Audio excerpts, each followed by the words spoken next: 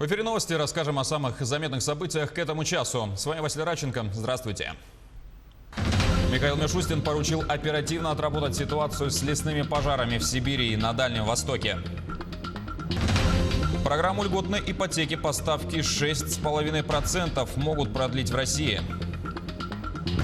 Мероприятия, посвященные празднованию Эсэха, завершились в столице страны, городе Москве.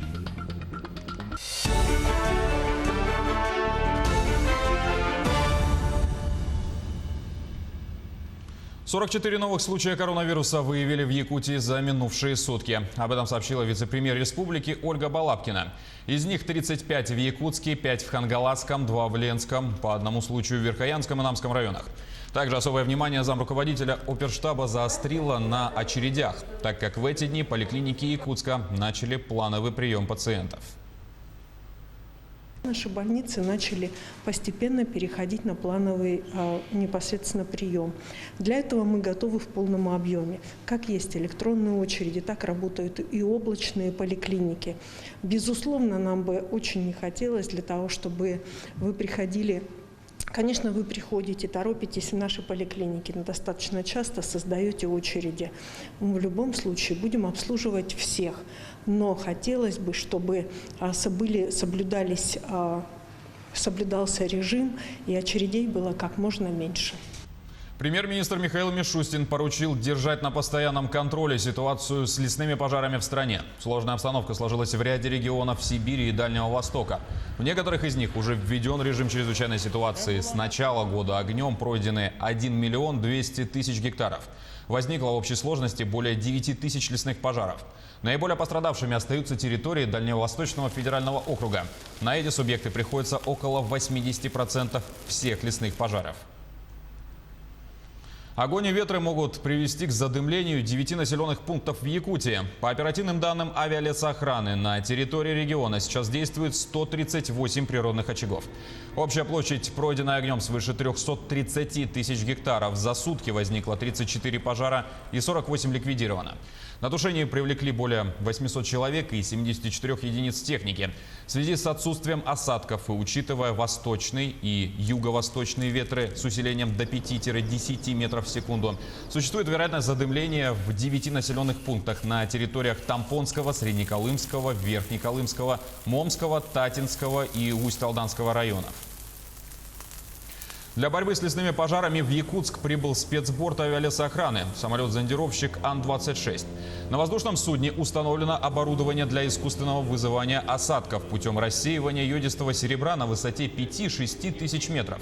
Эффективность подобных мер составляет порядка 70%. На прошлой неделе самолет работал на территории Красноярского края, Иркутской области, Забайкалья и Амурской области.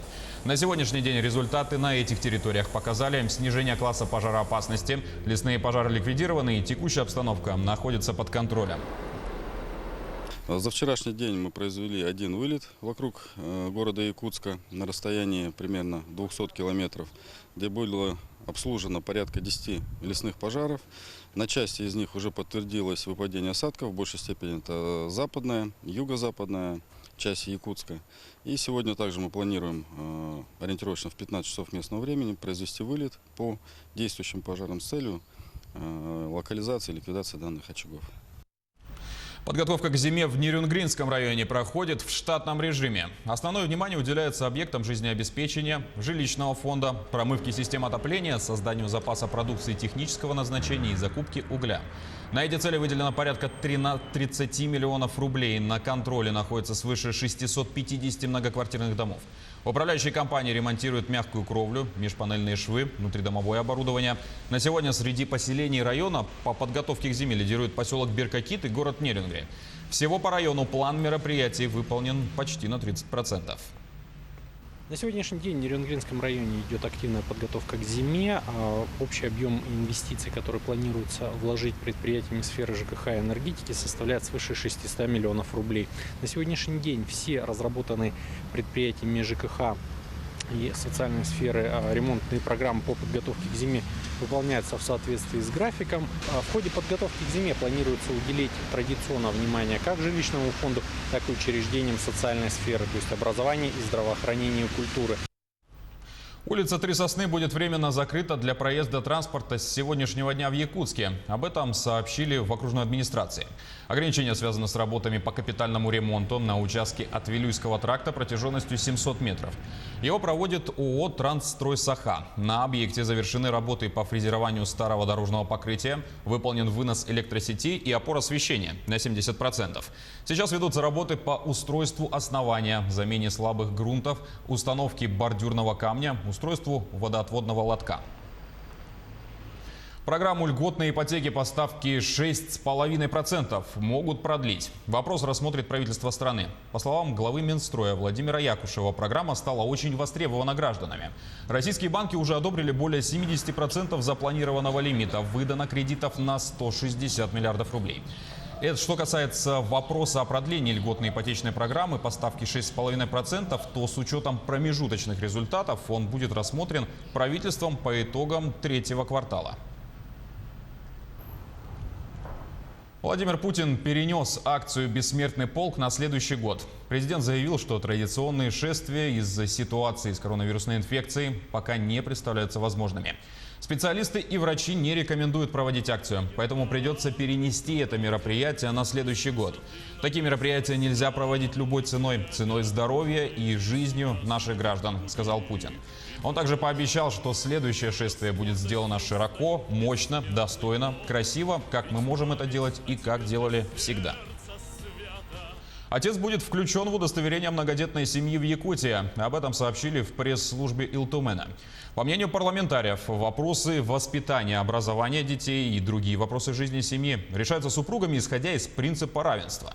Оба родителя несут ответственность за благополучие и крепость семьи, заботятся о благосостоянии и развитии своих детей. Так и в удостоверении семьи, которая является многодетной, будет восстановлена роль отца. Политика государства должна способствовать укреплению традиционных семейных ценностей, считают в Илтумене. 5 миллионов рублей на модернизацию получила якутская специализированная библиотека «Созвездие». Посетителей ждет современный дизайн интерьера, новые книги и даже коворкинг-центр. О том, на какой стадии находится ремонт, узнала наш корреспондент Сарглана Неустроева. Она на прямой связи. Сарглана, ты в эфире. Здравствуй, Василий. На сегодняшний день монтажные работы уже практически завершены. Осталась только установка шкафов, установка зеленой игровой зоны для детей, а также ремонт сцен. Также были установлены новые потолки, были снесены стены и остались буквально несколько штрихов до окончания ремонта. О том, что же будет после модернизации и какие возможности она даст, нам рассказала директор централизованной библиотечной системы Мария Андреева. В новой концепции при модернизации мы спроектировали таким образом, чтобы как-то, изменить подачу библиотеки, чтобы увеличить привлечь новую аудиторию, организовать новые услуги, новые форматы. И так как библиотека называется «Созвездие», она находится в Гагаринском округе, мы решили тему космоса оставить. И поэтому после модернизации здесь будет, если так образно представить, Малая Медведица. Малая Медведица – это площадка для детей, как с тем самым абонементом, с местами для работы, с индивидуальными местами, с интерактивной игровой зоной, с безопасным интернетом именно для детишек, так скажем, от 0 до 14 лет. Да. А Большая Медведица – это уже открытый доступ, фонд полностью будет открытый для наших взрослых посетителей. Там будет такая зона тишины, зона индивидуальной работы. И продолжая тему космоса, также будет организован такой сектор тоже общественного доступа с компьютерами, который называется Альфа Центавра, назвали по проекту, да, но это будет уже реализация второй смарт-лаборатории на базе муниципальных библиотек. Буквально сейчас за мной ведутся ремонтные работы по ремонту сцены, также по установке шкафов. Здесь же будет и зеленая игровая зона для детей.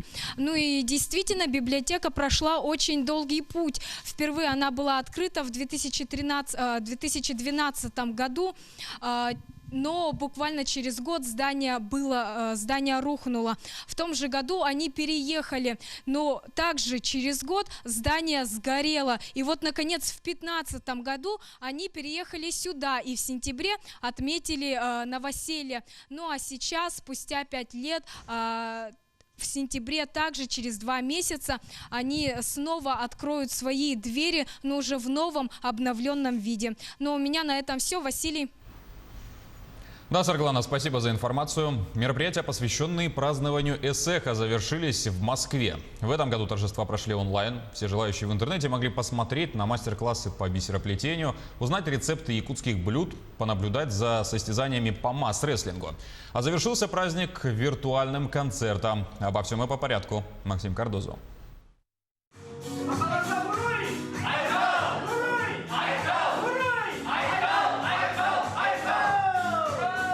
В этом году традиционные торжества, посвященные Эсэху, жители столицы не увидели, но все равно смогли прикоснуться к культуре народа Саха. В течение недели каждый мог в онлайн-формате посмотреть на мастер-классы, которые приготовили наши земляки. Например, можно было познакомиться с правилами масс-рестлинга, основами бисероплетения или узнать, как готовят якутские лакомства.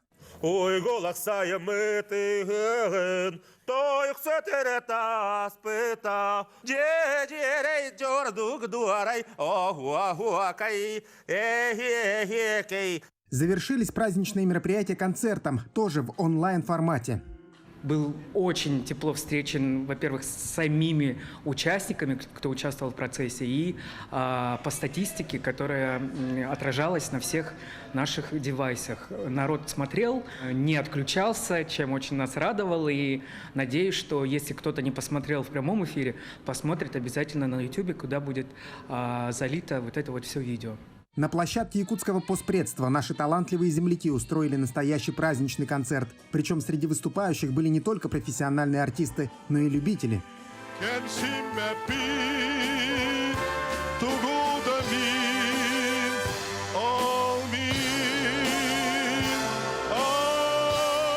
Вячеслав Попов, сотрудник ГУП ЖКХ Якутии, прилетел в Москву по своим делам и, как говорится, попал прямо с корабля на бал. Меня пригласило постпредство на этот замечательный Эсэх, который сейчас проходит в городе Москве. И очень счастлив, что я принял участие в этом концерте. Поздравляю всех моих земляков с этим Эсэхом и желаю всем успехов и здоровья. Еще одно знаковое событие произошло в рамках празднования московского Эсэха. В парке Коломенское установили новое сверкающее серге, вокруг которого в следующем году соберутся наши земляки уже в офлайн формате. Максим Кардозу, Виктор Ольцев, Москва. И пока на этом все. До встречи в следующем часе.